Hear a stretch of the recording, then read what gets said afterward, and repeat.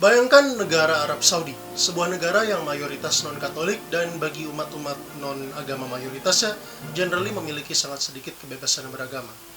Suatu ketika, hypothetically, terjadi sebuah serentetan kejadian yang menyebabkan ada seorang raja yang beragama Kristen atau beragama Katolik menjadi penguasa dari Arab Saudi.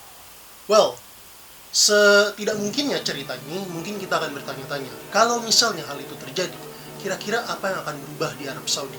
Apakah akan terjadi sebuah kebebasan beragama yang lebih besar bagi umat non-agama mayoritasnya sekarang? Seperti misalnya untuk umat Kristen atau umat Katolik? Well, kejadian itulah atau pertanyaan itulah specifically yang menjadi premis dari cerita di tahun 1806 sampai 1810 yang terjadi di negeri Belanda, di mana ada seorang raja yang beragama Katolik memerintah atas sebuah negara yang mayoritas beragama Protestan. Raja itu adalah Louis Bonaparte, adik dari Kaisar Prancis Napoleon Bonaparte yang menguasai kerajaan Hollandia antara 1806 dan 1810 dan menjadi orang Katolik pertama yang menjadi kepala negara Belanda yang notabene sangat kuat waktu itu beragama Calvinis Protestan. In fact, pengaruhnya terhadap kehidupan gereja Katolik di tengah masyarakat Belanda tidak hanya terbatas pada negeri Belanda sendiri, tetapi juga mencapai pada koloni Belanda di sini, yaitu di Hindia Belanda yang sekarang menjadi negara Republik Indonesia. Selamat datang di The Occident, serial dari Via Parva TV di mana kita membahas konteks sejarah, sosial, dan kultural perkembangan gereja Katolik di Eropa.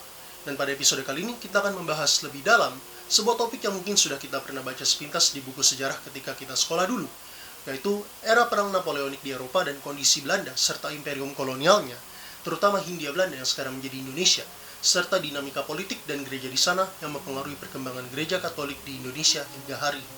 Mari kita mulai.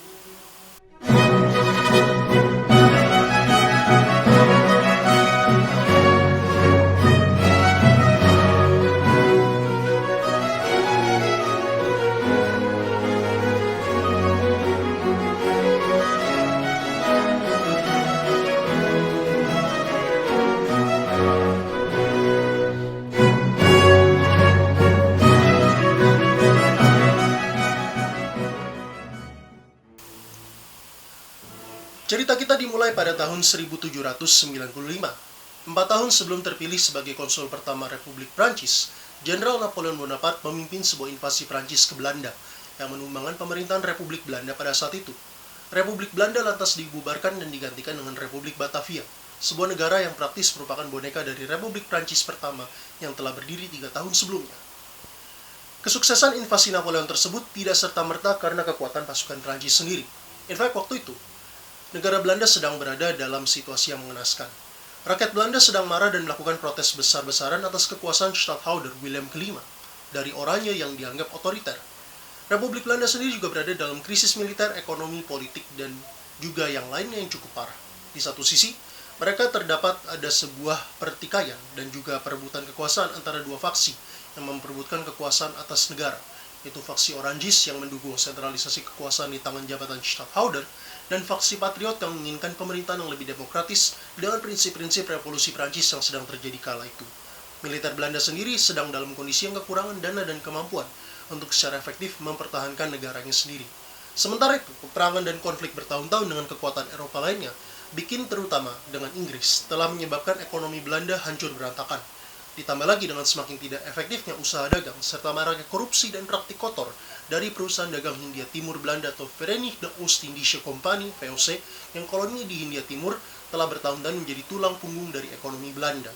Republik Belanda lantas dibubarkan seperti tadi dan kemudian Stadtholder Willem kelima melarikan diri ke Inggris dan sebagai gantinya didirikan Republik Batavia yang merupakan boneka dari Prancis.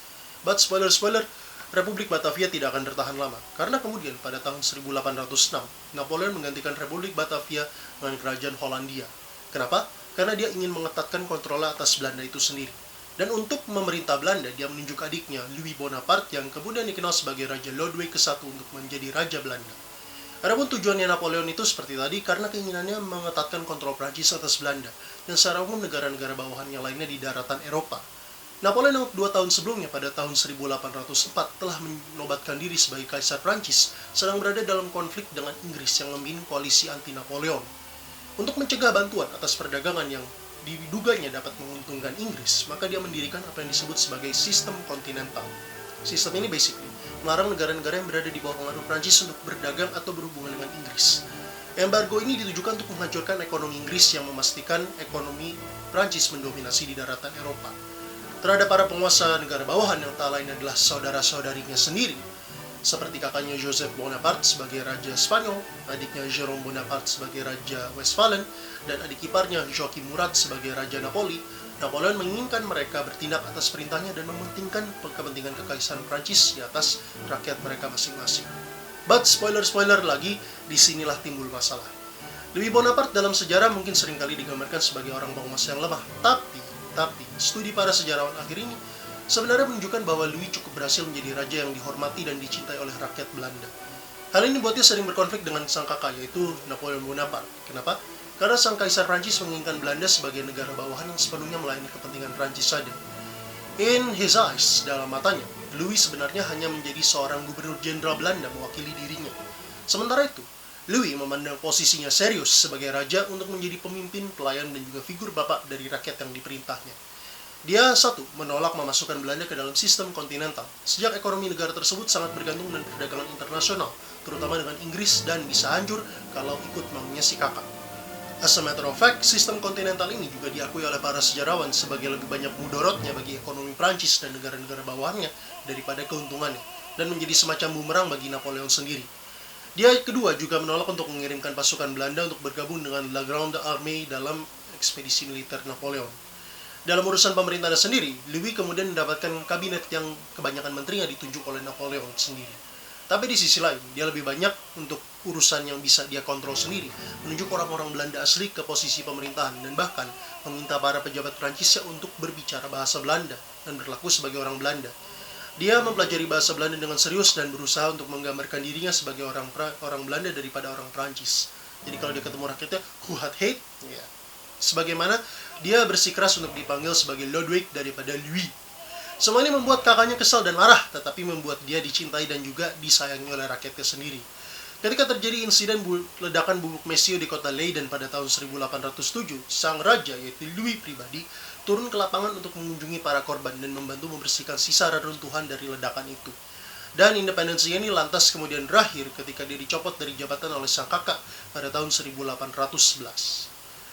Raja Louis atau Ludwig ke-1 ini jugalah atasan yang memberikan mandat kepada salah satu gubernur jenderal Hindia Belanda yang paling terkenal dalam buku sejarah Indonesia, yaitu tak lain tak bukan adalah Herman Willem Daendels. Daendels yang sendiri ditunjuk oleh Napoleon, terkenal sebagai gubernur jenderal membangun Route de Postweg atau Jalan Raya Pos atau Jalan Raya Anyar Panarukan, yang sebagian besar rutenya sekarang masih diikuti sama Jalan Pantura di Jawa.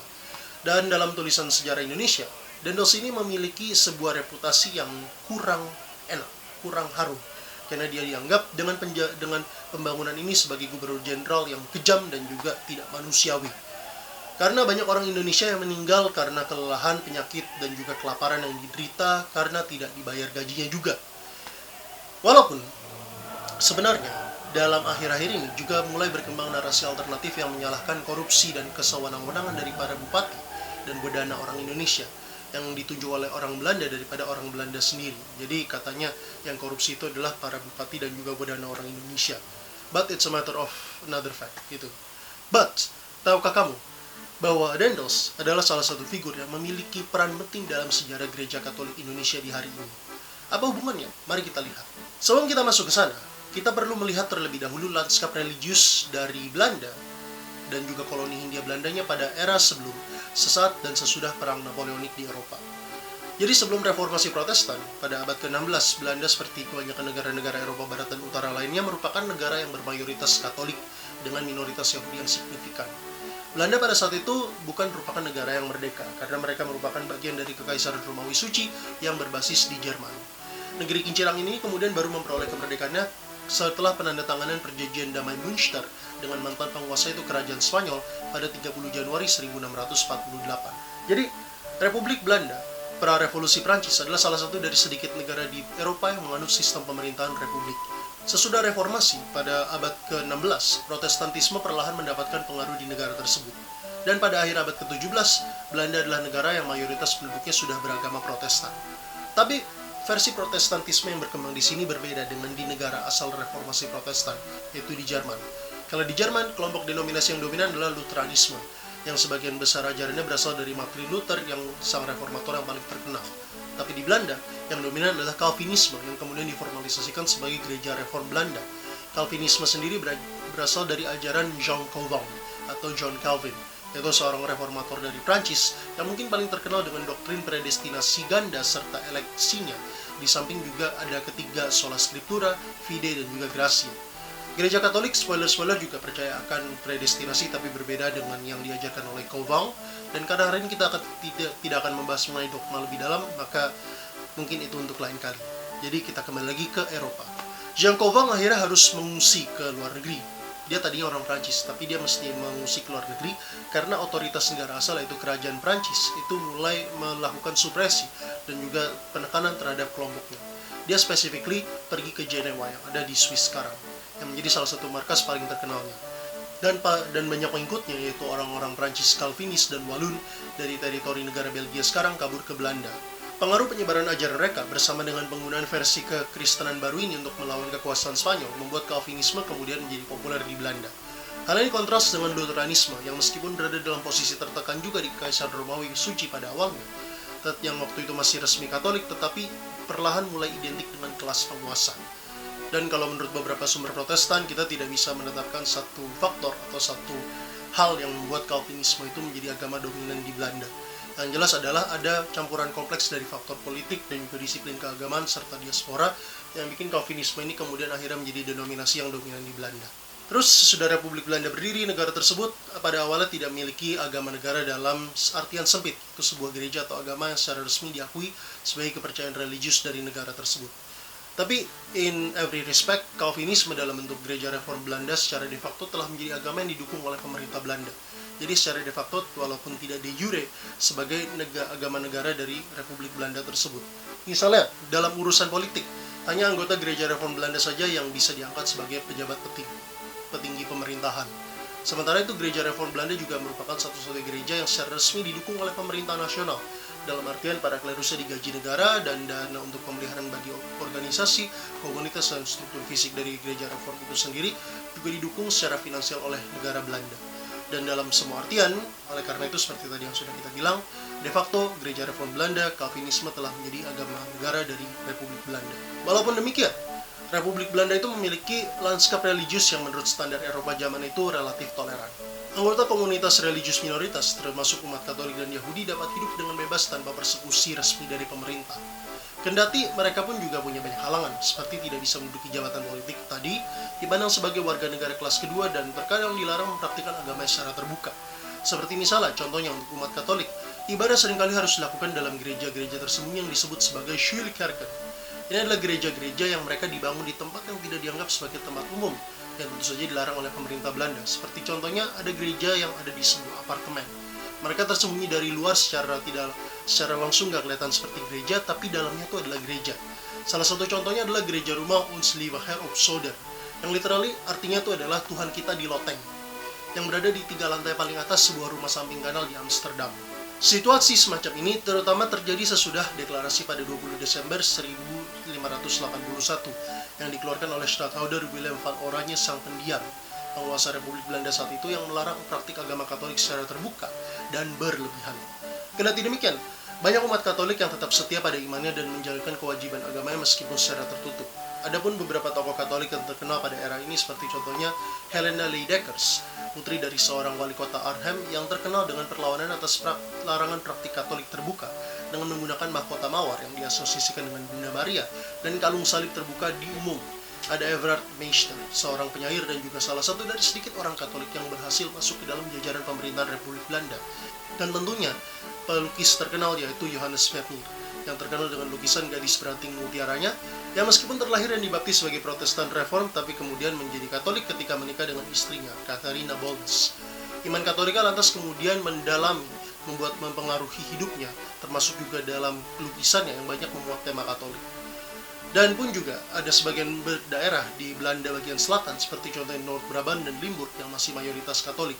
Kendati warna Katolik mereka kemudian saat ini semakin terkikis karena meningkatnya sekularisasi, yang menyebabkan penurunan jumlah umat baik Protestan maupun Katolik di Belanda sejak berakhirnya era keemasan religiusitas Kristen pada tahun 1860 sampai 1960. Kalau umat Yahudi sendiri, mereka berada dalam kondisi sedikit lebih baik, karena mereka dapat beribadah di sinagoga Portugis Amsterdam yang mulai dibangun pada 1671 dan dibuka pada 1675 bagi umat Yahudi Ortodoks Sephardim yang merupakan turunan dari pengungsi Yahudi Iberia dari Spanyol dan Portugal sesudah mereka secara resmi diusir dari negara sana pada tahun 1492. Dan karena komposisi dan dedikasi Calvinis Protestan tersebut, maka denominasi kekristenan yang dominan di kalangan orang Belanda yang datang ke Hindia Timur tentu saja adalah Calvinis Protestan. Para gubernur jenderal Hindia Belanda itu sebagian besar, hampir semuanya, itu adalah anggota dari Gereja Reform Belanda. Seperti contohnya Gubernur Jenderal Jan Pieter Zoonkoen yang dikuburkan di halaman Museum Wayang sekarang, yang dulunya merupakan tempat berdirinya sebuah gereja Calvinis Belanda dengan nama Oude Hollandse Kerk atau Gereja Belanda Lama, yang kemudian berdiri pada 1640 dan direnovasi pada 1732 menjadi Nieuwe Hollandse Kerk, Gereja Belanda Baru, dan hancur karena gempa pada tahun 1808. Actually, sebelum kedatangan VOC ke Indonesia, bangsa Eropa pertama yang mencapai kepulauan Nusantara itu adalah bangsa Portugis dan juga Spanyol. Bangsa Portugis khususnya memiliki motivasi baik untuk berdagang maupun untuk menyebarkan agama. Mereka jauh lebih sukses di daerah Indonesia Timur, di mana pengaruh Portugis menjadikan kerajaan Larantuka di NTT sekarang sebagai salah satu, jika bukan satu-satunya, kerajaan Katolik di teritori negara Republik Indonesia. Tidak hanya itu, bangsa Portugis juga memiliki kehadiran yang substansial di Maluku, di mana mereka berhasil mengintervensi urusan internal dari Kesultanan Ternate dan memaksa salah satu sultan, yaitu Sultan Tabarigi, menjadi Katolik dengan nama Dom Manuel. Dan menurut catatan pula, salah satu orang kudus paling terkenal dianggap sebagai Paulus zaman modern, yaitu Santo Franciscus Xaverius, pernah berkarya di Maluku sebagai seorang misionaris dalam rangka karya pewartaan di Timur Jauh, yang juga termasuk di India, Malaka, Jepang, dan kemudian hendak ke Tiongkok, tapi nggak jadi karena keburu meninggoy duluan. Sesudah Belanda menjadi dominan di Hindia Timur, VOC berupaya untuk mengusir semua pengaruh Eropa lainnya yang dianggap sebagai dapat menjadi lawannya. Menurut VOC dalam hal ini, seringkali mereka didasari motivasinya lebih kepada ekonomi, bisnis, dan juga politik. Mereka tuh sangat mengerti arti penting dari monopoli untuk menjadi kaya. Hal inilah yang mendorong VOC melakukan penaklukan atas dan juga pembantahan di Kepulauan Banda pada 1621 yang sadis banget terhadap masyarakat Banda yang menolak untuk menjual pala yang tumbuhannya di Banda kala itu kepada mereka saja. Dan atas dasar itu pula lah kemudian Belanda menukar Nieuwe Amsterdam di Pulau Manhattan di Amerika Utara, yang sekarang menjadi New York City, untuk Pulau Run dengan Inggris pada perjanjian Breda pada 31 Juli 1667. Maksudnya, siapa yang butuh Big Apple kalau misalnya perdagangan pala yang sangat tinggi permintaannya di Eropa kala itu bisa mendatangkan cuan lebih cepat dan juga lebih banyak. Biar untung bro. Oke, tadi kita bilang di awal bahwa VOC Belanda berupaya untuk menghilangkan pengaruh gereja Katolik di Hindia Timur. Seperti apa? Seperti yang sudah kita lihat sebelumnya, usaha pewartaan para misionaris Portugis macam Santo Franciscus Xaverius telah berhasil menjadikan beberapa komunitas dan daerah di Indonesia Timur menjadi Katolik. Dan terdapat pula orang-orang mestizo dan Mardaiker, mantan budak yang kemudian dibebaskan, mereka juga Katolik, atau setidaknya sebelum kedatangan dari VOC.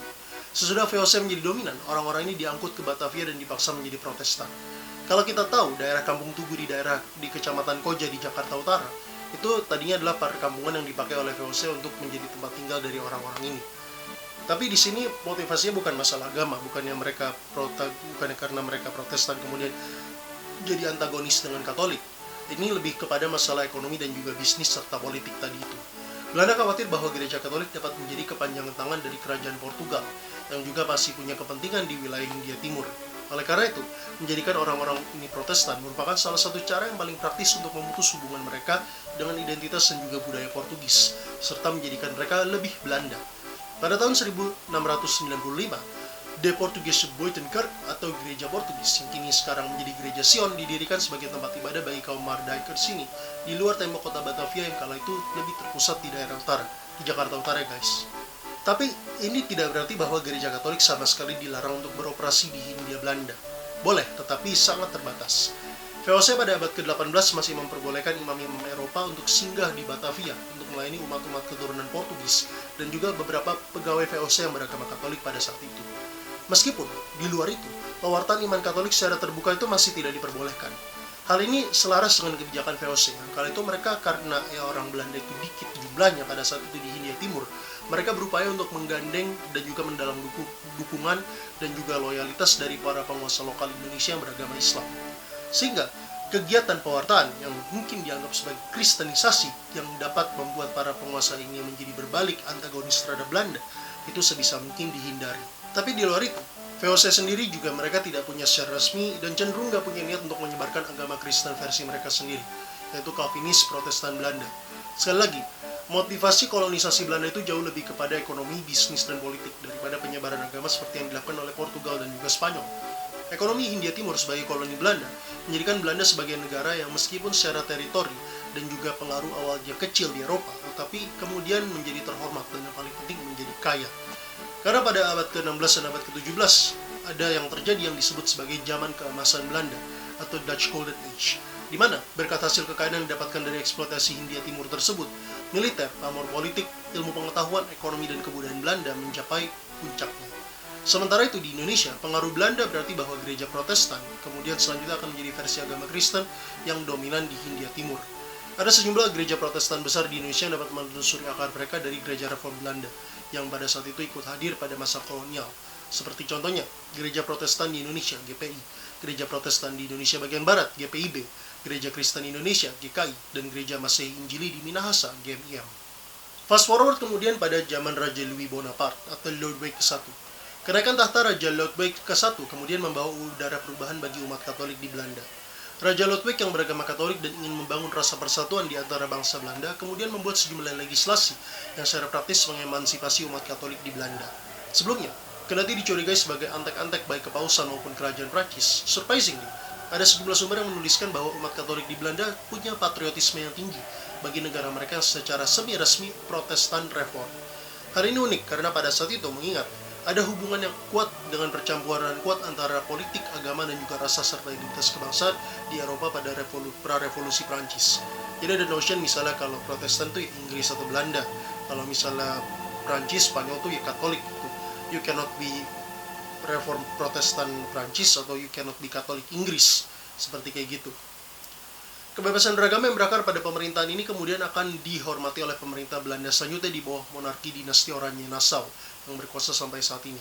Dan hal ini juga selaras dengan kebijakan dan pilihan dari sang kakak, yaitu Kaisar Napoleon, yang terkenal pula dengan mempromosikan toleransi beragama di wilayah yang dikuasainya. Oleh karena itu, sebenarnya juga Belanda sudah memiliki sedikit semblance of tolerance ini, walaupun belum secara terbuka sebelum Raja Louis ke-1 tersebut. Nah, kebijakan tersebutlah jugalah yang memperbolehkan gereja Katolik kemudian kembali beroperasi dengan bebas di Hindia Belanda.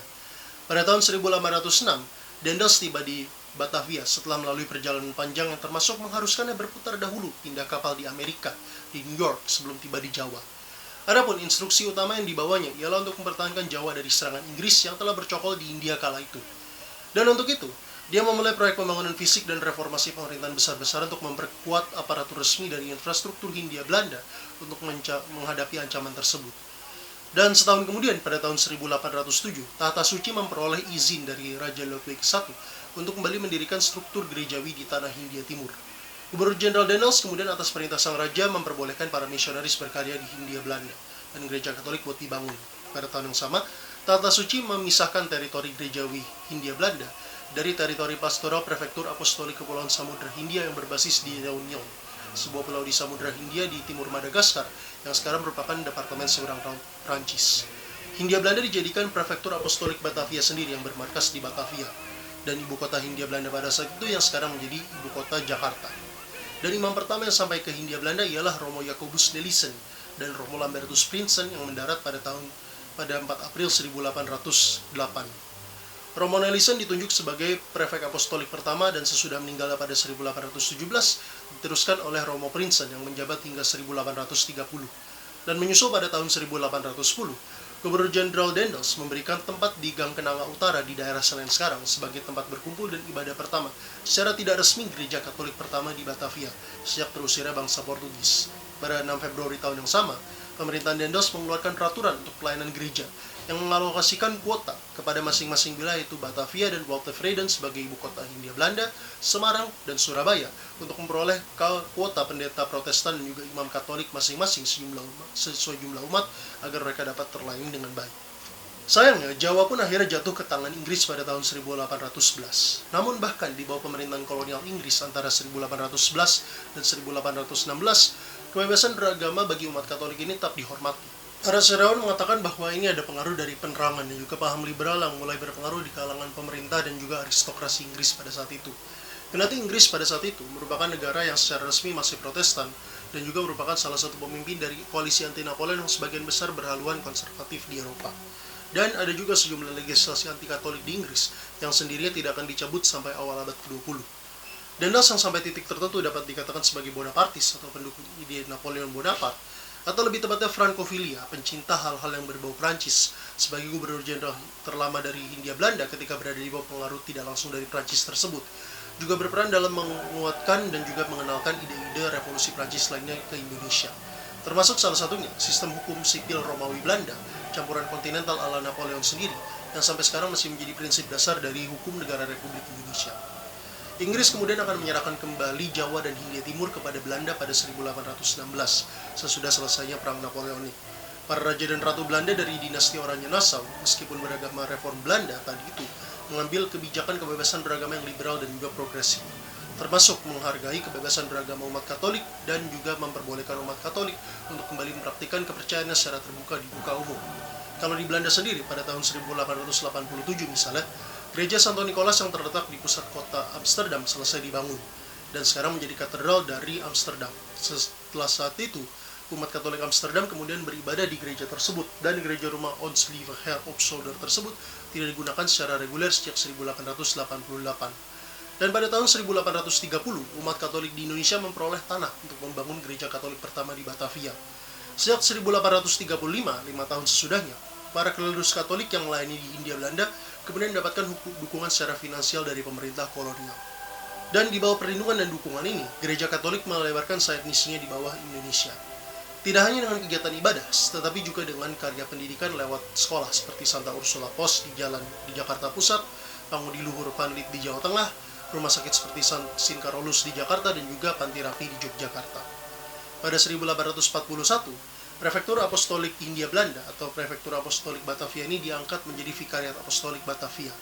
Selama sisa abad ke-19 juga ke-20 awal, wilayah Vikariat Apostolik Batavia akan dipecah-pecah menjadi prefektur dan vikariat apostolik lainnya di seluruh Hindia Belanda.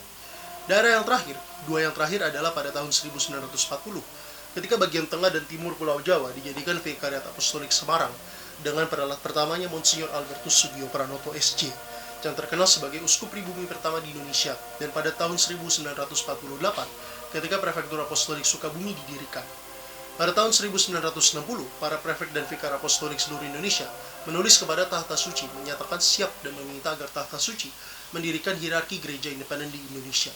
Surat tersebut kemudian dibalas dengan baik pada tahun 1961 oleh Paus Yohanes ke-23 dengan Konstitusi Apostolik Quod Christus Adorandus tertanggal 3 Januari 1961. Di mana Bapak Suci secara resmi mendirikan hierarki gereja Katolik di Indonesia. Dan prefek dan vikariat apostolik yang ada lantas menjadi keuskupan dan keuskupan agung seperti yang ada saat ini. Menariknya, hubungan kuat antara gereja Katolik di Indonesia dan Belanda tidak berakhir sampai kemerdekaan Indonesia saja. Hanya dinyatakan dengan bagaimana masih banyak imam, suster, bruder, dan juga uskup Belanda yang berkarya di Indonesia hingga tahun 1980-an dan 1990-an. Banyak dari mereka pun yang juga melepaskan kewarganegaraan Belandanya dan bahkan menjadi warga negara Republik Indonesia. Seperti contohnya, Romo Petrus Josephus Zoetmulder yang meninggal pada 1995 di Yogyakarta dan diakui sebagai salah satu ahli terkemuka dalam bahasa Jawa kuno. Romo Sugiri van den Heuvel yang berperan dalam membangun gerakan karismatik Katolik di Indonesia, dan pastor paroki Katedral Bandung yaitu Romo Leo van Beurden. Biara terapis yang paling terkenal di Indonesia yaitu Biara Rowo Senang didirikan pada tahun 1953 dan merupakan anak dari biara induknya yaitu Biara Koningshoeven di Tilburg di Belanda. Dan per 2022 kemarin, 3 ordo imamat gereja Katolik yang punya hubungan dekat dengan negeri Belanda memiliki kepala seluruh dunia, yaitu orang-orang Indonesia. Romo Paulus Budi Kladen yang sekarang menjadi Uskup Agung Ende sebagai Kepala Serikat Sabda Allah atau Ordo SPD, Monsignor Laurentius Tarpin yang menjadi Kepala Ordo Salib Suci atau OSC, dan Romo Agustinus Purnama Sastrawijaya sebagai Kepala Ordo Misionaris Keluarga Kudus atau MSF. Dan bahkan hari ini pun, dengan menurunnya jumlah umat Katolik di Belanda sendiri dan oleh karena jumlah panggilan di negeri Keju Gouda tersebut, Belanda telah berbalik menjadi tanah misi bagi para imam Katolik Indonesia yang melayani di sana.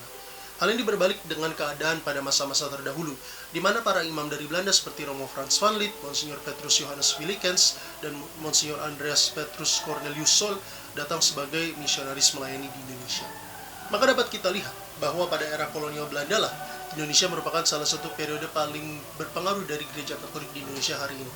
Meskipun ajaran Katolik telah datang di Indonesia sejak era eksplorasi Portugis, namun pada era kolonial Hindia Belanda lah dan terutama sudah kebijakan toleransi Raja Ludwig ke-1 dan Gubernur Jenderal Herman Willem Daendels dapat dikatakan sebagai kelahiran dari gereja Katolik Indonesia modern beserta dengan seluruh warnanya.